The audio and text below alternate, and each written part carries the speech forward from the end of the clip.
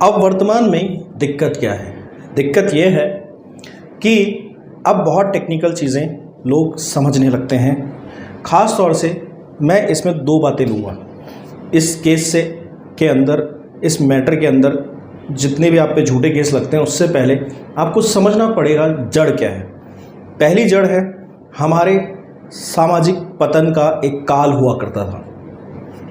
शुरू से औरतें औरतों के दुश्मन रही हैं, लालची रही हैं और उनकी वजह से उनके पति भी ऐसे ही रहे हैं। क्या था वो वक्त?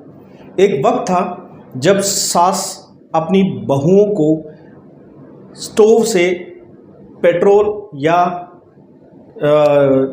जो आपका मिट्टी का तेल होता है केरोसिन, उससे छिड़क कर मार देती थी, या फिर कोई ज़बरदस्ती की घटना रच दी जाती थी। घर के अंदर सिलेंडर की गैस निकाल के उसे फोड़ दिया जाता था और उसमें जो बहुएं थीं उनको जला दिया जाता था। क्यों कर दिया जाता था? क्योंकि हम जो ख़ास तौर से हिंदू संस्कृति के लोग हैं बहुत लंबे टाइम तक इस बात को झेल नहीं पाए कि बहुविवाह जो है हिंदुओं के अंदर आज़ादी से पहले हुआ करते थे। वो बाद में हिंदू विवाह अधिनियम जब बना तो उसके बाद उसमें सिंगल मैरिज का ही ऑप्शन आ गया और रिस्ट्रिक्शन लगा दिया गया, क्योंकि इस चीज़ से पूरी तरह से हिंदू जो समाज सुधारक थे और जो हिंदू लोग थे वो बहुत परेशान थे। इसकी वजह से बहुत सारी कुरीतियाँ हमारे बीच में पनप गई थी। ये एक सुधार भी हुआ, पर उस टाइम की आज़ादी के बाद की कुछ पीढ़ी इस बात को एक्सेप्ट नहीं कर पाई और 70 से लेके 90 तक के दशक के बीच तक ये मैटर इस तरह से होने लगा कि कहीं से आड़ लेकर हत्याएं की जाने लगी, क्योंकि दहेज का चलन पराकाष्ठा पे आ गया था। अच्छी नौकरी करता है पति या उसका कोई अच्छा स्टेटस शादी से पहले नहीं था, बाद में बन गया। बहू पहले कमज़ोर घर से लेके आ गए थे, अब लगता है कि अच्छे घर से लेके आए, या फिर शादी के बाद भी दहेज लिया जाता था। तो इस वजह से वो क्रूरतम जो स्थिति हुई, औरतों को मारा गया, बाकायदा जिंदा जलाया गया। और इसी बीच में सती प्रथा का भी एक बहुत बुरा केस राजस्थान के अंदर और उसी के साथ थोड़े टाइम पहले बिहार के अंदर आ गया। इन सब चीज़ों से एक नारी आंदोलन का जन्म हुआ। तो इसके लिए कहीं ना कहीं एक घोर क्लिष्ट, एक घटिया मानसिकता जिम्मेदार थी जो उस पीढ़ी ने की, जो हमारे माता पिता या उनसे पहले की पीढ़ी इसके लिए जिम्मेदार थी। अब स्थिति यह हो गई कि गलती वो करके गए, उसकी गलतियों की सज़ा अब तक नए लड़के भुगत रहे हैं, क्योंकि अब दहेज मांगने की हिम्मत नहीं होती। जो कहर कोर्ट ने और सरकार ने मिलकर बरपाया था 95 से लेकर और 2010 तक, उसके बाद गिरफ्तारियां हुई, लोगों को दबाया गया, कुचला गया, मगर उसके अंदर फिर इलीगल ऑफेंसेस आए। तो फिर उस सारी चीज़ों को रोकने के लिए एक पहल होने लगी, धीरे धीरे वापस कानून में सुधार होने लगा और ये ना चाहते हुए भी इसका नाम महिलावादी कानून बन गया। दोस्तों, अब बात हम करते हैं कि आखिर वो सब चीज़ क्या है। इसकी ही परछाई आजकल की लड़कियों की माँओं के ऊपर है। वो ये सोचते हैं कि जिस तरह से हमारा पति रंगीला है, रसिया है, या फिर कोई और बात कि हमें मारा गया, पीटा गया, तो क्रूरता उस टाइम के जो पति हैं वो करते थे। तो वो एक अजीब सा अलर्ट अपनी बेटी को बचपन से ही वाइफ बनने का ट्रेनिंग देने लगती हैं। कुछ औरतें, हर एक की बात नहीं हो रही जो झूठे केस लगाते हैं। दूसरी चीज़, इस तरह के संस्कार डेवलप किए जाते हैं कि पति का सम्मान नहीं करना है, क्योंकि कहीं ना कहीं ऐसा हमेशा देखिएगा कि उन औरतों को अपने फादर का सम्मान भी नहीं होता जो औरतें अपने घर के अंदर आग लगाती हैं, या फिर उनके घर के अंदर शुरू से माहौल बनाया जाता है कि आप अपने पति का असम्मान करेंगी, ज़रा सी बात हो कॉलर पकड़ लेंगे और ससुराल वालों को कुछ नहीं समझेंगी। तो वो जो रोष उस पीढ़ी का, उस टाइम का कुछ ना कुछ उनके आसपास घटित हुआ है, वो सिक्योरिटी का जो एक सिक्योरिटी के लिए जो इनसिक्योरिटी का जो एक रीज़न बनता है, वो रीज़न लेकर ये पीढ़ी आपसे जस्ट पहले की जो आपके सास ससुर वाली जो पीढ़ी है इस वक्त में आई है। अब वो अपनी बेटियों को सुरक्षित करने की कवायद चलाती हैं, एक सोच ये होती है, पर इसमें हिडन एजेंडाज भी होते हैं। सास को कभी भी बेटी की ननद पसंद नहीं आती और वो ट्रेनिंग में अपनी ननद के बदले वहाँ पर जो सास जो होती है, आपकी लड़के की सास जो होती है, यानी कि लड़की की जो माता होती है, अपनी ननद के बदले अपनी बेटी को सिखाती है कि जैसे मैं अपने ननद से बदला नहीं ले पाई या ले रही हूँ दोनों कंडीशंस में, तो आप अपनी ननद से भी लीजिएगा। सास का सम्मान मत करना, मेरी ही घर के अंदर चलाना। जब हम आए तो पैर छुआओ, दामाद से इज्जत कराओ, और जब तुम्हारे ससुराल वाले हैं तो उन्हें भगा दो, उनकी इज्जत मत करो, खाना खाने को मत दो, उनकी सेवा मत करो, और अगर वो वहाँ रह रहे हैं तो उन्हें घर से निकलवाओ। ये ट्रेनिंग के लिए पहले ये सारा जो दारोमदार था हमारी भारतीय संस्कृति के अंदर औरतों पे यानी कि माँओं पे डाला जाता था कि शुरू से अपनी बेटी को संस्कार इस तरह से दें कि वहाँ पर सौहार्द बना के जाए। देखिए जो हमारा जो भारतीय समाज है, चाहे वो हिंदू हो, चाहे मुस्लिम हो, सिख हो, ईसाई हो, भारतीय समाज की बात हो रही है। यहाँ पर एक चीज़ बहुत ज़्यादा ज़रूरी है और वो है पारिवारिक मूल्यों को महत्व देना। अब जो पीढ़ी चली आ रही है, जो 1-2% लोग हैं, वो अपनी बेटियों को गलत चीज़ें सिखाते हैं शुरू से, ख़ास तौर से माएँ। अब इसके अंदर होता क्या है कि इसी वजह से पहले क्या होता था कि जो बेटी थी वो लड़ झगड़ के आ जाती थी, तो ऐसा नहीं माना जाता था कि पूरी तरह से गलती दामाद की होगी। एक बात हमेशा ध्यान रखिए, कोर्ट में कभी भी ये अपने हिडन एजेंडाज ओपन नहीं करते, वहाँ एक स्टोरी का मास्क लगा के जाते हैं झूठे केस करने वाले। ऐसा नहीं है कि आदमियों ने हाथ नहीं उठाया होगा इन केसेस में। हमारा अपना अंदर से दावेदारी है, हम जब लोगों के केसेस सुनते हैं, ऑब्जर्व करते हैं, तो पता लगा लेते हैं धीरे धीरे कि कहीं ना कहीं लड़की की पिटाई तो हुई है, तभी लड़की में इतना रोष आया है। तो ये 30-40% केसेस में ऐसा होता है। पर क्या इसके लिए लड़का जिम्मेदार है? ऐसा तो नहीं है कि वो घर में घुसा कि साहब आज तो क्या है कि मेरा जो मूड है वो बड़ा अच्छा है, मुझे मेरी पत्नी की ठुकाई करके बड़ा आनंद लेना है। ऐसा तो नहीं होता है ना। उकसाया जाता है। कैसे उकसाया जाता है? माँ की इज्जत नहीं करना, उनकी दवाइयाँ इग्नोर करना, उनके कभी हाथापाई कर लेना या कुछ कर लेना। देखिए, आप माँ बाप तक जाएंगे तो सामने वाला भी आपको नहीं छोड़ेगा। दूसरी चीज़, घर के अंदर लड़के को नए नए रिश्ते में सबसे बड़ी इनसिक्योरिटी ये लगती है कि लड़की अनजान होती है। जब वो घर में आती है तो पता लगता है कि घर वालों से इंगेज नहीं कर रही, उनके साथ इन्वॉल्व नहीं हो रही, उनको टाइम नहीं दे रही, घर वालों के साथ कंफर्ट जोन अपना क्रिएट नहीं कर रही है। बजाय इसके उससे ज़्यादा टाइम दे रही है वो अपने ससुराल के दोस्तों को या फिर पीहर के दोस्तों को, या फिर सबसे ज़्यादा टाइम दे रही है अपनी माँ को। ये हुआ, ये खाया, अब बैठी, अब उठी, अब सोई। ये मोबाइल जो है ना, इसके लिए एक प्योर सर्वे निकाला गया था और इसमें क्लियर बहुत सारे अखबारों में छपा था कि मोबाइल आज के टाइम में कई औरतों के घर बिगाड़ रहा है। क्योंकि मदर को सारे दिन पोकिंग करनी होती, घर में वो वहाँ से 100 कोस दूर बैठी है, पर वो उसकी गर्दन जो टेलीकास्ट पूरा देख रही होती कि घर में क्या हो रहा है। और ऐसी माताएं कभी अपनी बेटी का घर नहीं बसने देती। उन्हें लगता है मैं तुम्हें राइट्स दिला रही हूँ, मैं तुम्हारे अधिकार दिला रही हूँ, प्रॉपर्टी पे राइट, बच्चे का राइट, ये राइट्स।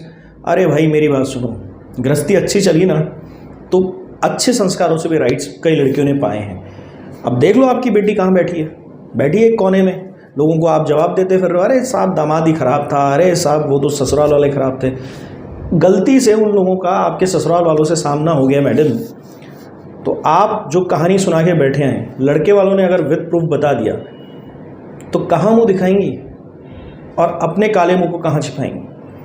कोर्ट्स के अंदर इन लोगों की सच्चाई कभी बाहर नहीं आती और इस वजह से कोर्ट्स इस चीज़ को समझ के तो चलते हैं कि ताली एक हाथ से नहीं बजी थी। जब लड़की झूठ बोल रही है तो ये कोर्ट के अंदर, इसलिए लड़के को ये बहुत बेहतरीन फेवर मिला हुआ होता है कि कोर्ट के अंदर वो फंसता नहीं है। पर दिक्कत यह है कि केसेस लंबे चलते हैं इन बेवकूफ़ी भरी हरकतों की वजह से। जो पत्नियां सोचती हैं कि हम रिलेशनशिप में डोमिनेटिंग रहेंगी, हम रिलेशनशिप को डिक्टेट करेंगे। अगर आप ये सोच के जा रहे हैं तो आप शादी मत कीजिए ना, शादी का कल्चर नहीं है ये शादी का कल्चर नहीं है। आपको स्लेव चाहिए, लालच होता है। आपको सबसे खतरनाक बात बताऊं, ऐसे माँ बाप असंतुष्ट भूखे होते हैं पैसों के। इनमें हमारा जो अब तक की जो काउंसलिंग मैं जो सालों से कर रहा हूँ, इसमें मैंने एक अपना खुद का जर्नल सर्वे बनाया है। जब आप लोग मुझसे बात करते हैं काउंसलिंग में तो हम इसके अंदर एक डेटा बनाते हैं। हम मेरे पास हमेशा साइड में एक डायरी रखी रहती है, मैं उसके अंदर ये चीज़ें डिटेल में लिखता रहता हूँ। उस डेटा के हिसाब से मेरे पास जो कलेक्शन बना है, 50% लोग अच्छे घर इसलिए ढूंढते हैं, अच्छे दामाद इसलिए ढूंढते हैं कि वहाँ से हम कुछ पैसा निकालेंगे। वो अक्सर देखिएगा ऐसी लड़कियाँ ज़्यादातर ये कहती हुई मिलेंगी, हम दहेज नहीं देंगे और हम बिना दहेज के शादी करेंगे। पर आप ज्वेलरी कैसे दे रहे हो उस पर नज़र रखेंगे, आप साड़ी कैसे दे रहे हो उस पर नज़र रखेंगे, मेरे मम्मी पापा को गिफ्ट आपने दिया है नहीं दिया उस पर नज़र रखेंगे। देखिए, नॉर्थ इंडिया में ये कल्चर है ही नहीं कि ससुराल वालों के लिए आवभगत करेंगे, ये कल्चर नहीं है। अब ये संस्कृति है साहब, ये नहीं है। पर ठीक है, लड़के इतने मैच्योर्ड हो जाते हैं, आज के टाइम में मॉडर्निटी आ गई है तो उन्हें लगता है यार ये सब करना चाहिए।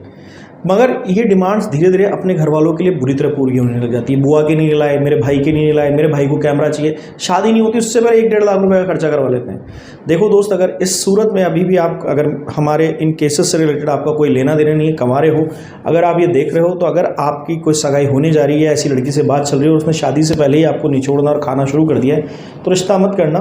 क्योंकि ये चैनल इसी चीज़ के लिए है कि जो आफ्टर इफेक्ट वाले जो लोग आए हैं ना, ये सब देखने के बाद भी वो लोग फंसे हैं।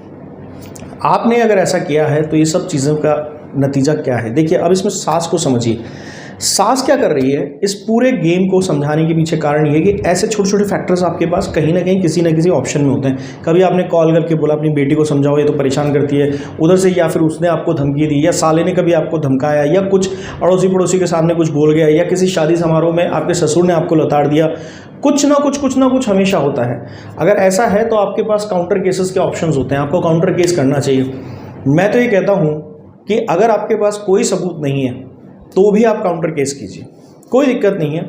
हर जगह पे ये अपील लिखिए अपनी हर पिटीशन में, 498A के रिप्लाई में आप अपने आपत्तियां जहां लगा रहे हैं, DV में, 125 में, कहीं भी, या डाइवोर्स भी डाल रहे हैं, पूरी तरह से आपके पास कोई सबूत नहीं है, पर इस घटना को बताइए कि मुझे ऐसे परेशान किया मेरे ससुराल वालों ने।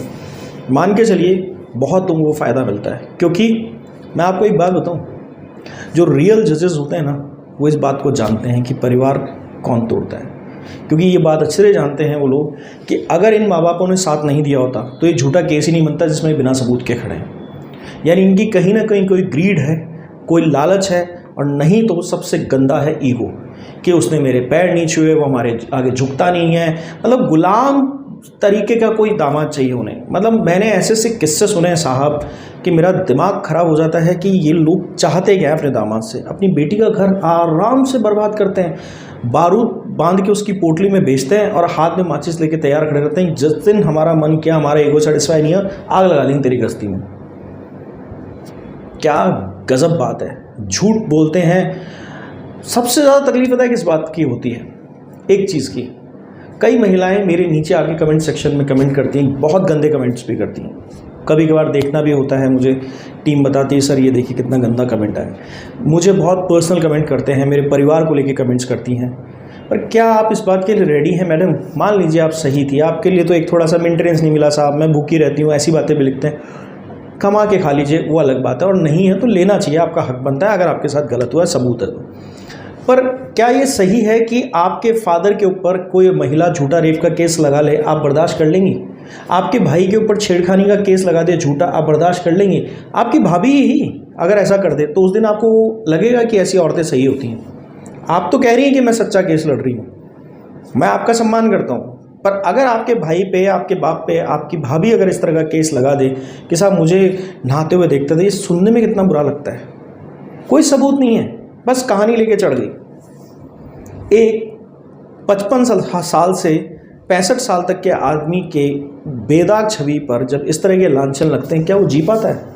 आप समझने की कोशिश कीजिए। 55-60 साल के आदमी की स्थिति आप नहीं समझेंगी जब वो आप खुद उस एज में पहुंच जाएंगे, और जब आप पे लांछन लगेगा या किसी ने प्रयास किया, तब आपको पता लगेगा आप क्या कर रहे हैं। क्या ये सही है कि एक ननद बहुत दूर रहती है, उस पर एक केस लगा दिया, जो कि कभी आपके इस मैटर में आके बोली नहीं, और कह रही है कि दहेज मांगती थी, मारती पीटती थी? किसी औरत की गृहस्थी उजाड़ना सही है सिर्फ इसलिए कि कुछ पैसे चाहिए, लंगोट खोल के लेके जाएंगे? तो इनकी सुन कौन रहा है? जो मेरे वीडियोस देखते हैं, इनकी कौन सुन रहा है? कोई नहीं सुनता। कोर्ट में कोई नहीं सुनता, वकील इनके साथ ही नहीं देते, जो तर्क संगत बातें हैं उन पर डिनाई कर देते हैं, जजेस उठा के इनकी फाइल लोअर कोर्ट्स में फेंक देते हैं। कौन सुन रहे हैं लड़कों की? कोई नहीं सुनता। आधी अधूरी बातें पता लगती हैं इनको, आधे अधूरे ज्ञान इकट्ठे हो रखे हैं इन लोगों के पास। अगर इनको बचाया जा रहा है तो कोई गलत नहीं हो रहा है। आपका वक्त था 2005 तक, जब DV एक्ट बना, तब तक अत्याचार होता था, मैं मानता हूँ, मैंने आंखों से देखा है, मेरी इतनी कम उम्र भी नहीं है, मैंने देखा है औरतों के साथ बहुत गलत हुआ है। इवन अभी भी हो रहा है, कोई पति अडल्ट्रेस रिलेशनशिप में आ गया या चला गया। पर मैं फिर भी कह रहा हूँ कि खुद सुप्रीम कोर्ट ने अपने सर्वे में माना है, और सुप्रीम कोर्ट भी अब इस चीज़ को समझ चुका है कि बिना सबूत आई, देखिए लपड़ थप्पड़ से कुछ नहीं होता है। कोर्ट को आप बता दीजिए ना लपड़ मारा है, आगे से नहीं मारेगा आपका पति, कोर्ट पाबंद कर देगा। और इसको कोर्ट के उसमें रख लीजिए। जो कोर्ट का ज्यूरिडिक्शन है वो इतना बड़ा होता है कि अगर आप कहेंगे कोर्ट को कि साहब इसको जो है आप अपने अंडर ऑब्जर्वेशन रख लीजिए 10 साल के लिए इस केस को, तो 10 साल तक आप अपने पति की हर रिपोर्ट उसको बार बार कोर्ट को मेंशन कर सकते हैं कि अब अच्छा है, ये हुआ वो हुआ, पति भी कंट्रोल में रहेगा। समस्याओं का समाधान है, पर अपने ईगो के सेटिस्फेक्शन के लिए कि माँ बाप के आगे नहीं झुका, मेरे लिए कुछ नहीं किया, सॉलिटेयर रिंग नहीं दिलाई, मुझे गाड़ी नहीं दिलाई, ये सॉल्यूशन नहीं है। तो इसलिए आप तो सिर्फ मेंटेनेंस के लिए कह रही हैं, 2 थप्पड़ मारे थे मुझे घर से बाहर निकाल दिया। अरे भाई ने भी कूटा है आपको, झूठ मत बोलिए यहाँ के, और अच्छी तरह कूटा है आपके भाई ने, वो भी एक मेल है, लगाओ ना उस पर जाके केस। आपके पिताजी ने खूब ठोका है आपको, और अगर नहीं ठोका है तो बहुत बढ़िया बात है, पर इसका मतलब आप क्या परिवार तोड़ने चली गई थी? आप अपने बच्चे के बारे में सोच रही हैं? आपका बच्चा 12 साल की उम्र से ये बात सोचना शुरू करेगा कि मैं किस बात का जवाब दे रहा हूँ, मेरे पापा क्यों नहीं है। दुनिया उसको जिंदगी भर पूछेगी तेरा बाप कहाँ है। ऐसे नहीं पूछते इज्जत से, तेरे पापा जी कहाँ हैं, तेरे डैडी कहाँ हैं, तेरा बाप कहाँ है, कहाँ रहता है तेरा बाप। जैसे जैसे बढ़ता जाएगा वैसे वैसे वो ये सब जातियाँ भुगतेगा। वो हमेशा अपने फादर को इधर उधर ढूंढेगा, हर इंसान में अपना फादर ढूंढेगा। आपको नहीं पता सिंगल पेरेंटिंग क्या होती है और उसके नतीजे बच्चों को कितने भुगतने पड़ते हैं। इसके अंदर यूनिसेफ तक घुसा हुआ है, वो चाहता है शेयर पेरेंटिंग हो। आप मानती हैं इस बात को? नहीं मानती। और अगर गलती से कुछ औरतों के साथ यह है कि उनके पति उसका ध्यान नहीं देते, बच्चे के ऊपर ध्यान नहीं देते, तो नीच लोगों का कोई इलाज नहीं किया जा सकता। पर उन लड़कों का क्या जो मर रहे हैं कि उन्हें बच्चे की शक्ल दिखा दी जाए, और उन क्रूर औरतों को देखिए कि वो बच्चों का, तो वहाँ रेसिप्रोकेट कीजिए ना, उनसे भी तो जोड़िए अपना संदर्भ। आप ये क्या मेल फीमेल की लड़ाई लड़ते रहते हैं मेरे कमेंट सेक्शन में आके। उन मेल्स को आपको सम्मान करना पड़ेगा, और आप भी शर्म कीजिए कि उन फीमेल्स को वहाँ कोसते हैं। उनको समझाइए प्यार से, उनको वहाँ जाके कोसिए मत कि किसी ने नेगेटिव बोल दिया तो उसे समझाइए कि देखिए मैं किसी के खिलाफ नहीं हूँ जिसके साथ अन्याय हुआ है। जिसके साथ अन्याय हुआ है मैं लड़कों के साथ भी हूँ, लड़कियों के साथ भी हूँ। पर ये क्रूरतम स्थिति क्यों कि बच्चे के लिए फादर तड़पे, उसको शक्ल नहीं दिखाई जाए, मिलने नहीं जाए, अगर मिलने जाए तो पुलिस बुला ली जाए, गिरफ्तारी। और जहालत देखिए कि पुलिस इस चीज़ में को एंजॉय करती है। पुलिस कहती है हाँ हाँ तुम कैसे मिलने आ गए, जबकि उनके पास तो राइट ही नहीं कि वो रोक ले अपने बच्चे से मिलने से फादर को। पर चल रहा है तमाशा, बहुत तमाशा है, बहुत दर्द है, बहुत तकलीफ है, रोज़ सुनते हैं, इसलिए मन भरा है तो कह दिया यहाँ आके। काफ़ी लोग अपना रोना धोना सुनाते हैं, रोना धोना तो इसको कहना ही, मैं भी उनकी इमोशंस के साथ इंसल्ट कर रहा हूँ। तकलीफ़ है, इसको कोई नहीं समझना चाहता है। आप मेल फीमेल खेलना बंद कीजिए मेरे कमेंट सेक्शन में, जितने भी लोग हैं मेरे व्यूअर्स हैं, आप यहाँ पर समझने की कोशिश कीजिए। किसी का परिवार उजड़ा है, आप दोनों यहाँ पर अपना दर्द कहने आते हैं। पर दुराचारी महिलाओं के बारे में मैं हमेशा कहूँगा, क्योंकि इन्होंने इस दुराचार को पहुँचा दिया है 99% पे, जो कि सुप्रीम कोर्ट का सर्वे है, ऑथेंटिक सर्वे। अगर इसको ग्राउंड लेवल पे, अंदर ग्राउंड से नीचे जाकर, सतह से नीचे जाकर देखें तो ये बहुत बड़े लेवल पे, क्योंकि थानों के स्तर पे कई केस निपटा दिए जाते हैं ब्लैकमेल करके कि बाप पे रेप का केस लगा दिया, भाई पे छेड़खानी का लगा दिया, जीजा को किसी और मैटर में फंसा दिया, और किसी चाचा जी को किसी मैटर में, सारी फैमिली दबाव में जाती। कहाँ समझते हैं पुलिस वालों को आज भी मध्यम वर्गीय हिंदुस्तानी परिवार नहीं समझते पुलिस के मैटर को। तो इससे 5 गुना मैटर्स तो बाहर सड़ जाते हैं। तो अन्याय की तो पराकाष्ठा इतनी है। पर औरतों के साथ भी अन्याय होता है, मारते हैं, पीटते हैं। आज भी औरतों के साथ कोई कम अत्याचार नहीं हो रहा है। रोती हैं औरतें अकेले में, उन्हें बचाने वाला कोई नहीं है। ये सोच के कई औरतें ज़िंदगी भर पिटती हैं कि क्या करेंगे, बच्चे की खातिर जी लें। ऐसा नहीं है सारी औरतें जाके झूठा दहेज का केस कर देती हैं। बहुत अत्याचार हुआ है औरतों के साथ और ये देखते हैं। पर अभी झूठा केस लगाने का जो नंबर है रेप के केस में और 490 डे के केसेस में औरतों का ज़्यादा आ रहा है। एक थप्पड़ पे नहीं जा सकती आप कोर्ट, या एक गलती पे। अगर आप 10 मिनट बैठ के सोचें, क्या वाकई आपका पति गलत था? क्या आपने कभी उससे गंदा नहीं बोला? क्या आपने उसे कभी धोखा नहीं दिया? क्या आपने अपने पति से छिपकर अपने माँ बाप को सपोर्ट नहीं किया? अगर यही सब वो आपके साथ करने लगे, जब आपको समझाने बैठा तो आपने क्या उससे झगड़ा नहीं किया? क्या आपने 10 मिनट भी बैठ के सुनना चाहा कि उसकी क्या तकलीफ़ है, वो आपसे कितना प्यार करता है और अटैच्ड है? तभी तो वो आज भी अपने बच्चे से मिलने आता है। और कई औरतें दुत्कारती हैं, वो परिवार बसाना चाहता है और वो नहीं बसाना चाहती। इस सच्चाई के लिए आप लोग क्या कहेंगे जो महिलावादी होने की ज़बरदस्ती का आडंबर रचती हैं? खैर, वीडियो लंबा हो सकता है, दिल से कभी कभी दर्द निकलता है, भर आता है, लोगों की तकलीफ़ें सुन के तो मन करता है कि आपसे शेयर कर लूँ, आप ही से लिया हुआ दर्द आपको भी बांट दूँ, मगर उससे आपका भी मन हल्का होगा। मैं भी सुनकर सोचता हूँ, ये फ़िलॉसफ़ी करता हूँ, क्या मिल जाता है ये सब कुकर्म करके। अरे बच्चा तो सबकी देन है, सबके पास जाना चाहिए। और आप माताजी, अगर आप सास हैं और ख़ास तौर से एक दामाद की सास हैं और आपने अपनी बेटी को गलत सलत समझाया है, सिखाया है, गलत केस करवा रही हैं, सुधर जाइए। लीगल का अगर कोई व्यूअर होगा तो उल्टा लटका लेगा, क्योंकि गलत है और हम गलत के साथ नहीं हैं, चाहे वो महिला हो और चाहे वो पुरुष हो।